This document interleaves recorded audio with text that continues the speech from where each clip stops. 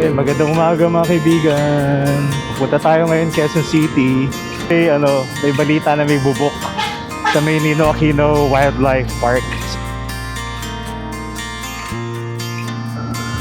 Tagal ko na hindi nakapunta dito.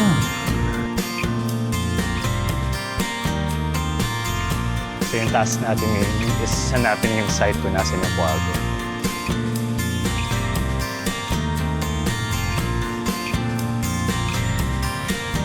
So may spot na natin yung bubok. Ito siya sa may banda doon. Hindi tayo pupunta. So nakadalawa tayong out today. Sunday bisita, si Bubok. Tapos ito, native sa atin, si Pilipino.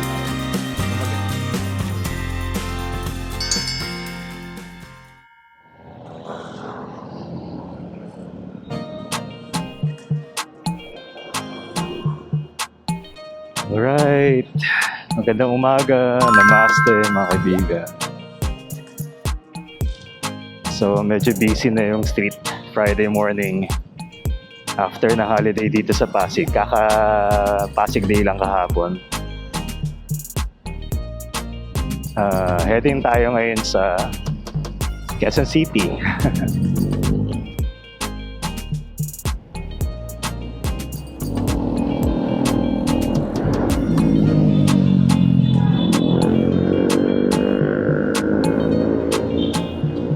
Magandang umaga mga kaibigan. Pupunta tayo ngayon Quezon City. So short ride lang tayo today. Hindi pa tayo talaga nakakalayo since kasi kaka-recover ko lang din sa may surgery. And syempre kailangan rin maka-recover din sa wallet. So dito lang muna tayo, mga short trips around Manila. And pupunta tayo ngayon sa may Quezon City. Meron tayong interesting na pupuntahan sa park. Recently, bumabalik ako sa birding eh. So meron ngayong bubok dun sa may balita na may bubok sa may Ninoy Aquino Wildlife Park sa may Quezon City. So yun yung pupuntahan natin ngayon. Sana nandun pa siya. And currently, yung first sighting niya this week lang, yung mga Monday yata yun or Sunday. Tapos ngayon, ang dami ng birders na nagpunta doon. Kung pupunta ako doon ng weekend, sigurado madaming tao. So punta tayo today habang weekday. And hopefully nandun pa siya, natutulog sa may kung saan siya kinukunan.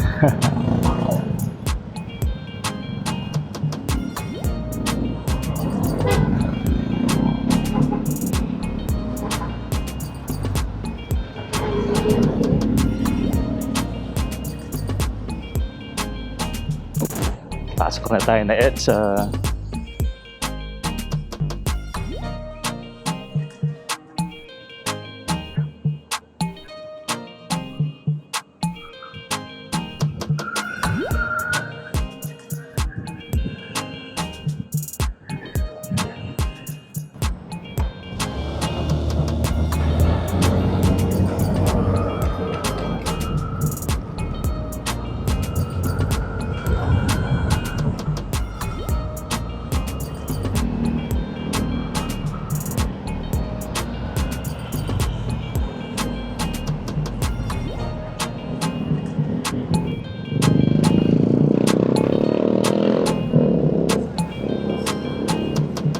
Quezon City.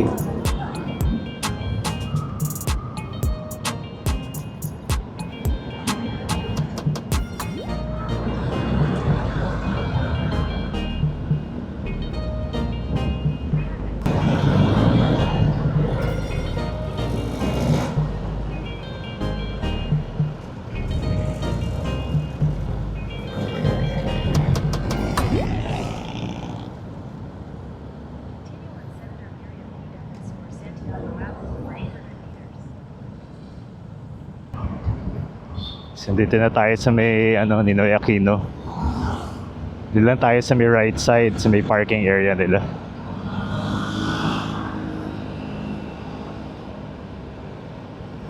Hindi ko pa masyado kabisado yung mga daan dito, so hindi ako nagmamadali.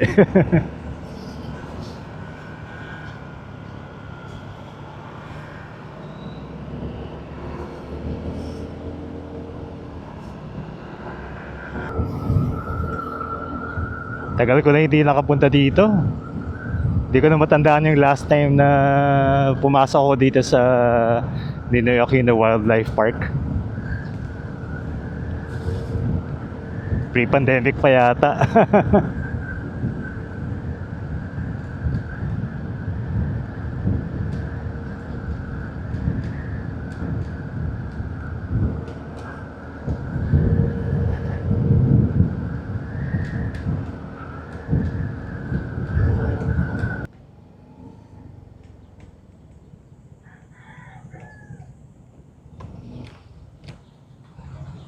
Ay. Ano po? Ay. Saan po? Parking ng motor dito? Sige, thank you. May bayad po ba? Saan po? Dito na lang.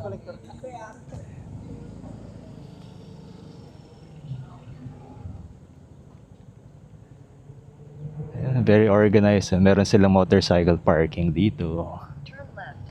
Then, your destination will be on the right. Your destination is on the right.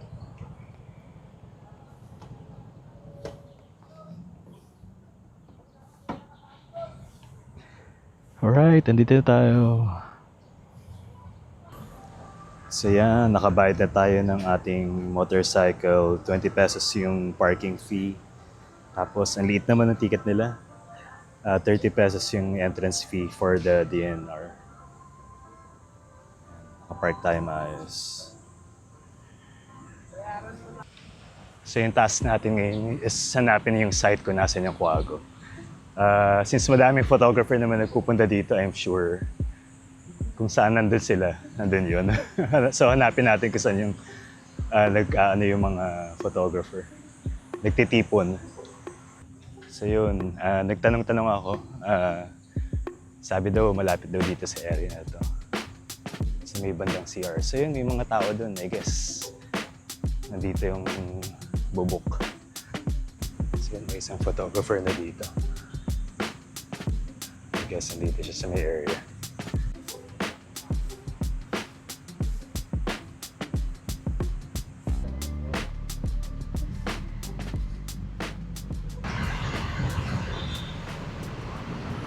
So na-spot na natin yung bubuk. Nandito siya sa may banda doon.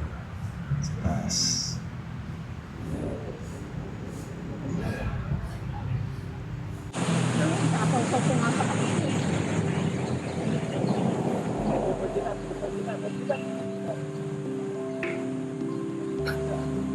Merong ibon sa baba niya.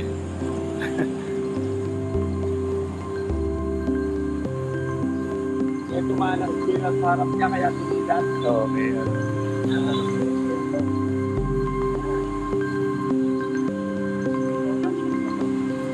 may white eye sa likod.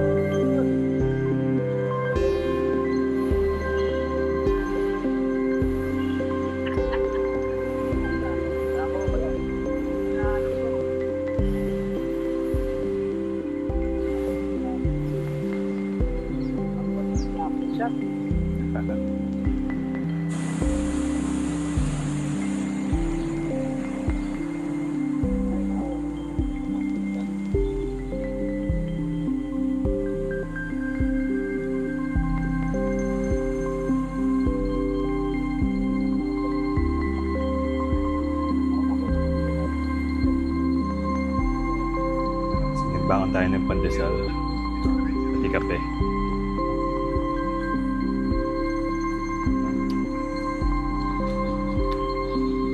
lumipat ako ng pwesto para ibang angulo naman. Dito sa malapit sa may road.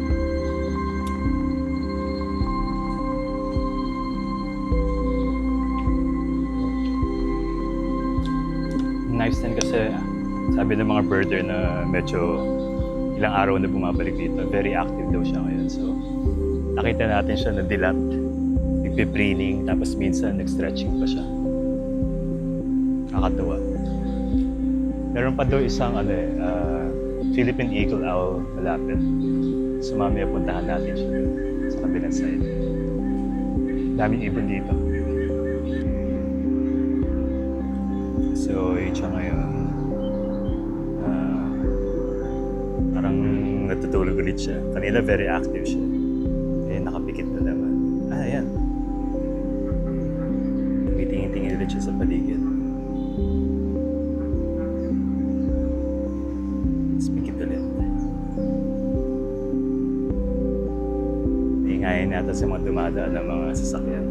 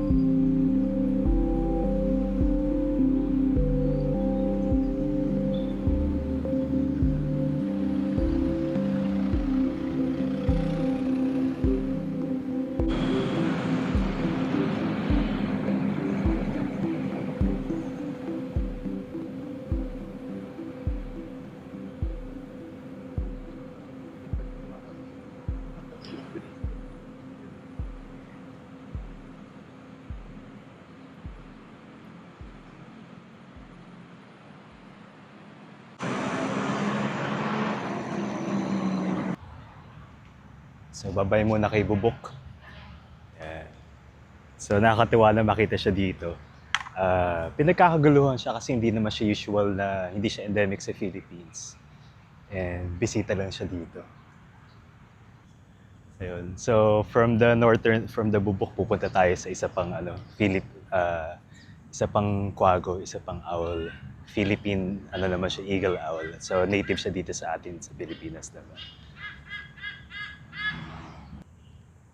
Ito lang maganda sa Quezon City talaga yun. Daming parks.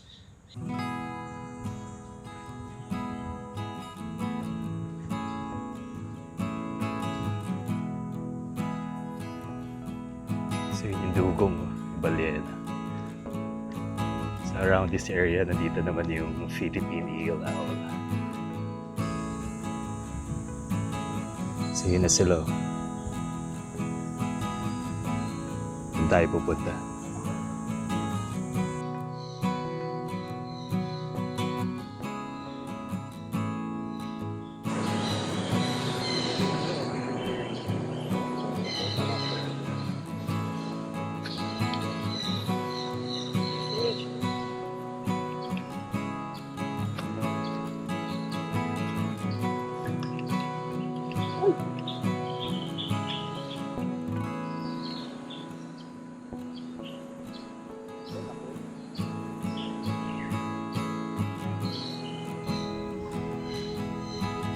Tago na yung eagle owl. Kanina medyo dito pa siya sa clearing sa kaliwa eh. Ngayon nandito na siya sa may isang branch na nakaharang sa kanya. So, siguro napansin niya yung mga tao so nagtago siya.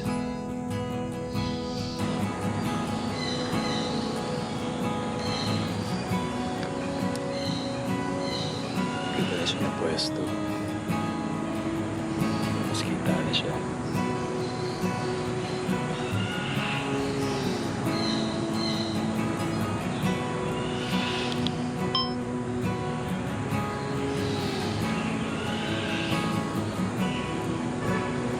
Tutok na tutok siya sa atin ah. Mata niya.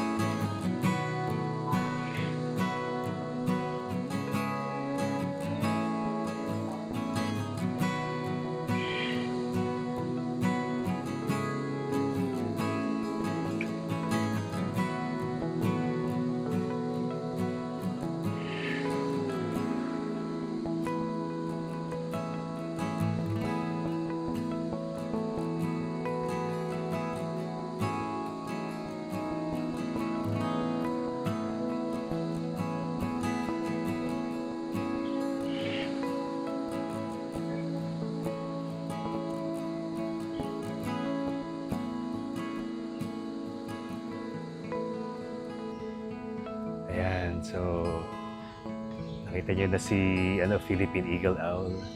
So nakadalawa tayong owl today. Isa na bisita, yung si Bubok. Tapos ito, native sa atin, si Philippine Eagle Owl. Ang maganda dito, hindi naman sa maganda, pero vulnerable na itong species na to. Considered na siya as threatened. So, very small population na lang. And dito, siguro, alam, ang sabi ng mga locals dito, dalawa daw sila eh. Sa ngayon, nag-iisa lang siya dito ngayon. Baka yung isa, around the area lang. Tapos meron pa nga nagsabi, minsan 4 sila. So, maganda na meron silang tirahan dito sa Ninoy Aquino Wildlife Park. Mamaya balik ulit tayo din sa may Bubok. Tignan natin kung kamusta yung si Bubok doon, kung gumising ba siya. Alright. So, balik na tayo dun kay Bubok. At least nagpakita sa atin si Philippine Eagle Owl. Isa sa aking lifer din. And dun kay Bubok, actually interesting din dun. Hindi pa kasi sigurado kung ano talaga yung species niya. Kung northern bubok ba siya, yung Japonica, or yung chocolate bubok. Kasi hindi pa naririnig humuhuni siya. And kung northern siya, bisita siya, migrant. So, madalas yan from Japan, across Asia. Pero usually, ang time na nagpupunta dito siya, migration. So, ngayon, hindi migration season ngayon eh. So, nakapagtaka rin kung bakit sila nandito. Siguro, change of weather din, or environment. Tapos, kung chocolate bubuk siya, near threatened the species yun. So, endemic siya sa Philippines. So, isa rin siya sa mga possibility kung na species. So, I'm not sure talaga. I cannot say for sure. Siguro may expert na pwede magsabi kung ano talagang species siya. Kung alam nyo, kung may nakita kayong feature na magiging distinctive na either species siya, siguro comment down ninyo.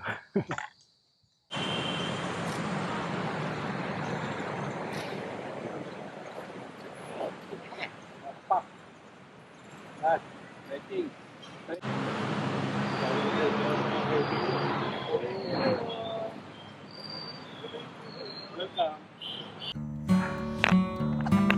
Okay. So, nag-pack up na tayo. Pabalik na tayo.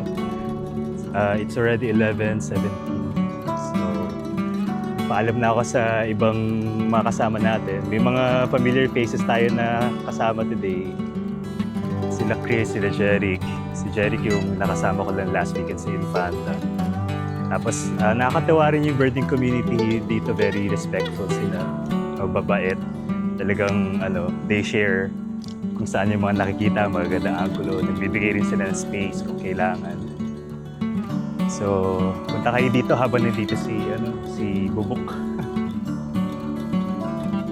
Successful naman yung pagbisita natin dito sa Quezon City. At nagugutom na rin ako, pupunta ako ng Maguinhawa. Hanap tayo na masarap na kakainan. Hanggang sa susunod na biyahe natin, susunod na adventure, either rides o birding o travel sa ibang lugar. Kita-kita ulit tayo. Ingat kayo.